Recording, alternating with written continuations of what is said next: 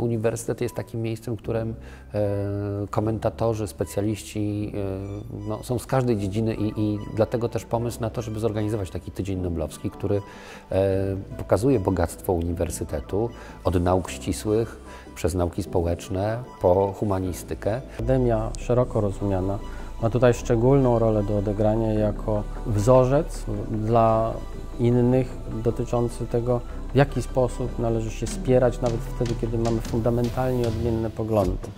Nauka nie będzie się rozwijała bez sporów, do sporów intelektualnych, no bo wtedy to jest bardzo odżywcze, bo zaczynasz się zastanawiać, czy Twoja teza, czy Twoje twierdzenie jest na pewno słuszne i poparte faktami. Osiągnięcia, odkrycia muszą mieć potwierdzenie empiryczne. Za samą teorię nie można dostać Nagrody Nobla. Dlatego też często mamy taką sytuację, że mamy zespół teoretyków, którzy dostają nagrodę wraz z zespołem, który empirycznie potwierdził daną teorię. Centrum Informacyjne Tygodnia Noblowskiego zorganizowaliśmy już po raz 3.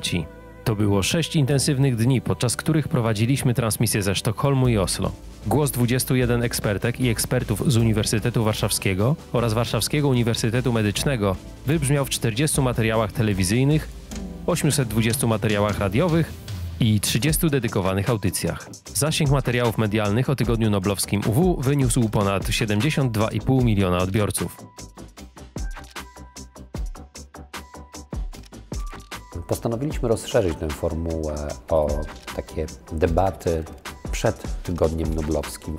Nazwaliśmy to Uważni na przyszłość, W którym opowiadamy o nauce nie tylko z takiej perspektywy problemów, wyzwań, które stoją przed badaczami i badaczkami, ale też z tej perspektywy odbiorcy, czyli tej osoby, która ogląda dziennik telewizyjny i zastanawia się, o co chodzi i dlaczego w procesie rozwoju nauki pojawiają się inni bohaterowie.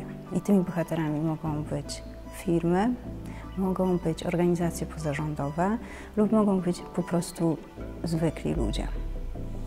Istotą tej nagrody jest zwrócenie uwagi czy na konkretne odkrycia naukowe, na to, co może nam dać nauka w życiu, czy na ważne działania społeczne i ekonomiczne, jak te kolejne Nagrody Nobla z literatury i pokojowa, no i ta Nagroda Banku Szwedzkiego. Uniwersytet może trzymać rękę na pulsie, jeśli chodzi o taką ogólną, nie wewnątrz uniwersytecką, tylko ogólnospołeczną naukę krytycznego myślenia. Tego, żebyśmy my na przykład, dajmy na to, nie wiem, nie powtarzali diagnoz, tylko weryfikowali te diagnozy. I już, że tak powiem, w mediach społecznościowych spotykałem się wiele razy z uwagami, a któż to jest ten Komitet Noblowski, a czy nawet Komitet Noblowski może się mylić, bo jest inaczej. W związku z tym to jest właśnie ten ogromny problem to właśnie braku autorytetów i tych fake newsów, tej nieprawdy, że my w dzisiejszym świecie możemy sobie wybrać to, co nam odpowiada, nie zwracając uwagi na prawdę materialną.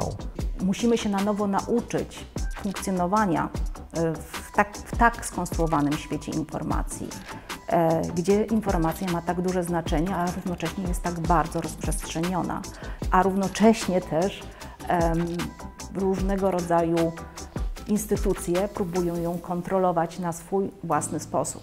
Mając dostęp do możliwości komunikowania swoich przeczuć, odczuć, postaw, przekonań innym w sposób właściwie natychmiastowy. Troszeczkę jak gdyby czasami tracimy, czy nie mamy czasu, żeby się zastanowić drugi raz nad tym, czy nasza opinia, ocena, słownictwo, którego używamy, czy jest wystarczająco wyważone, czy na przykład nie obraża, nie krzywdzi, nie stygmatyzuje.